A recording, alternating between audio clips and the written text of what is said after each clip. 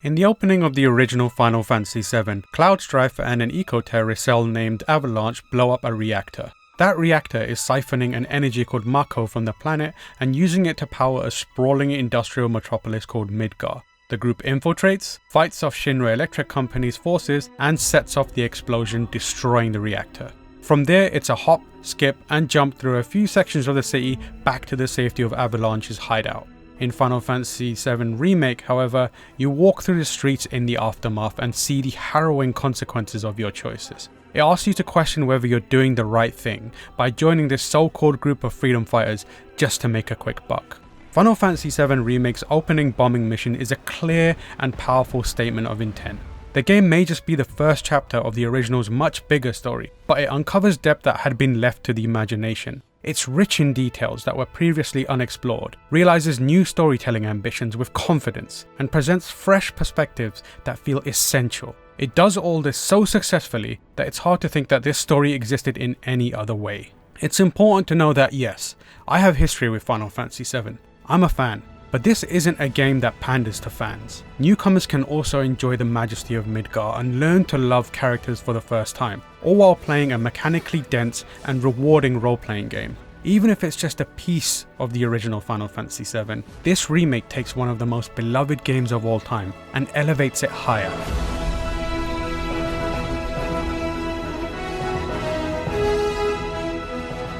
Remake's gameplay feels modern, but is crystallized around the classic's role-playing fundamentals. Its gameplay model feels like the culmination of the franchise's evolution, a composite of ideas that combines into something fresh but familiar. This is the first time that the action-focused style of the modern era of Final Fantasy games doesn't feel like it comes at the expense of the methodical nature of the series' roots. The hybrid style lets you glide between characters at the touch of a button and assume direct control.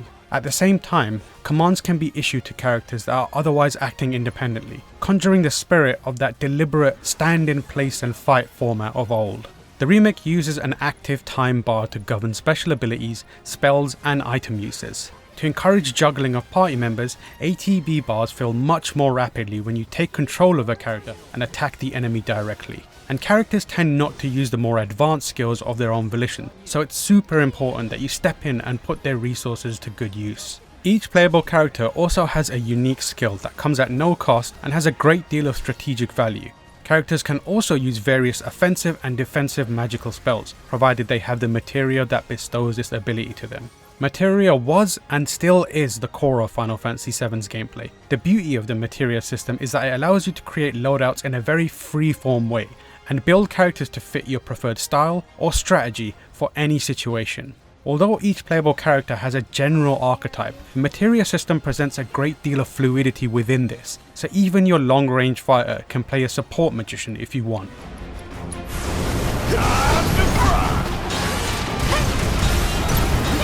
The demands of moment-to-moment combat are high, especially since enemies can be vicious. If you're not careful, they will poison and paralyze to create openings for each other, make areas of the battlefield deadly to limit your movement, and pounce on a character to trap them, forcing you to switch characters to free your ensnared party member. Most enemies have some sort of elemental weakness that can be identified and then exploited. If you do this, they become pressured and eventually staggered, leaving them completely defenseless. Enemies can also interrupt your actions or move out of the way entirely to evade you, so precise timing is also crucial.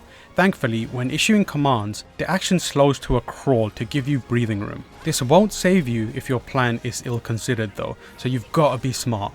On occasion, particularly in tighter spaces, the camera can struggle to keep up with the action, but it's not often enough to be a serious problem. As a whole, the combat has the fluidity as well as the cinematic and visually stunning flair of modern Final Fantasy games, but also the satisfaction of the plan your work and work your plan approach of the classics. Add on the upgrading mechanics, which allow you to spend points on each weapon to bolster attributes, and you've got a robust, interconnected set of RPG mechanics. I can confidently say that Final Fantasy has never felt this good to play.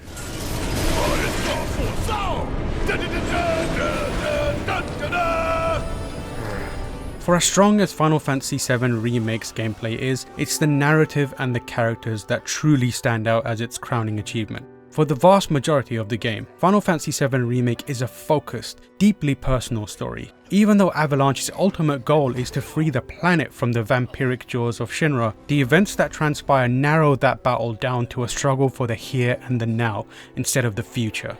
Unlike the original, there's also a much greater emphasis on the moral grey areas of the battle. Avalanche essentially pokes the sleeping dragon, and when Shinra retaliates, it's the already downtrodden people of the slums that suffer. They live a meagre existence, albeit one they're comfortable with. As citizens of the Undercity, living in the squalor of homes built from rusted metal sheets, propped up and forced together is all they've known, and all they've known has been provided by Shinra. Because of that, many don't see Avalanche's fight against Shinra as a clear-cut battle between good and evil in the same way that Barrett or other members of Avalanche do.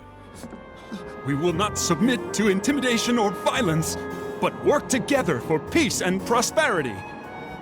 That is how civilized people change the world! That's right! That is the Shinra Creed!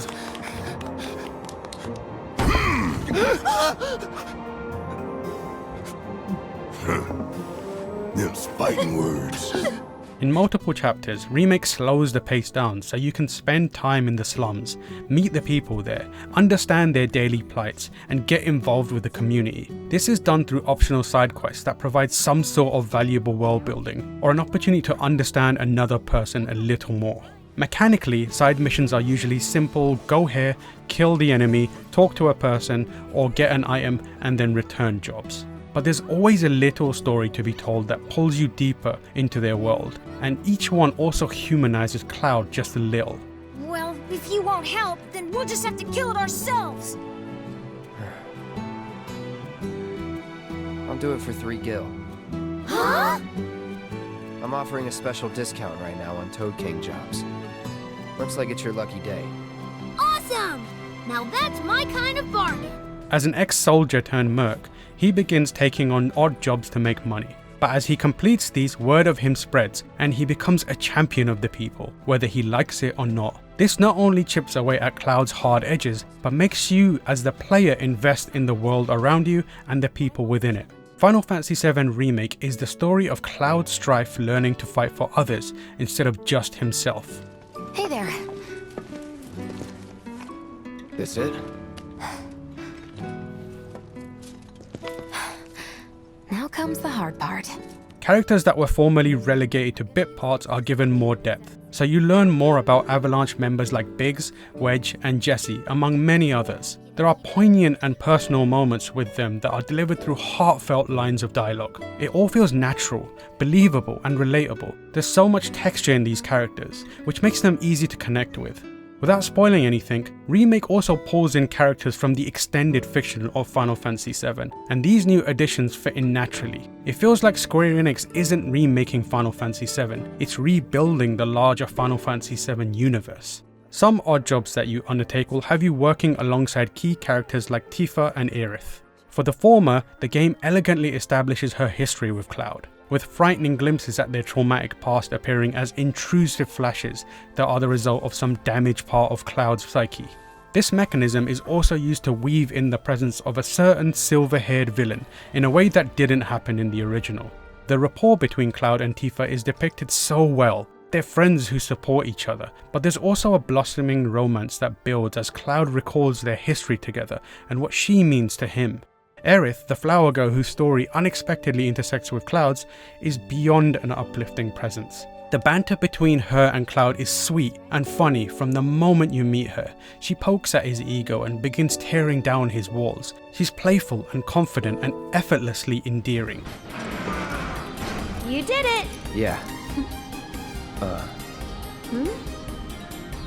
Alright, good enough. Let's keep on trucking.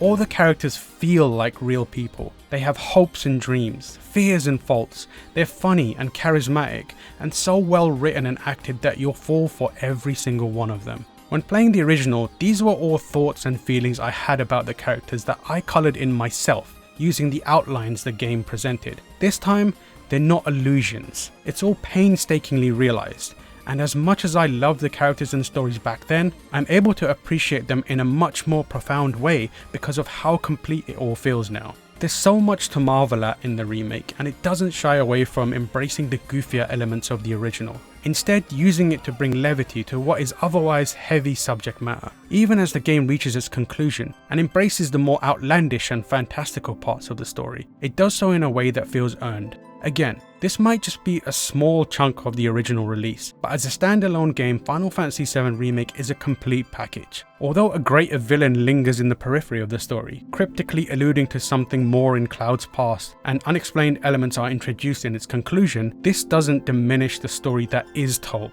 Regardless of your history with the original game, Final Fantasy VII Remake is an astounding achievement. The wait for the release was long, but in gameplay, story, characters and music, it delivers. The wait was worth it.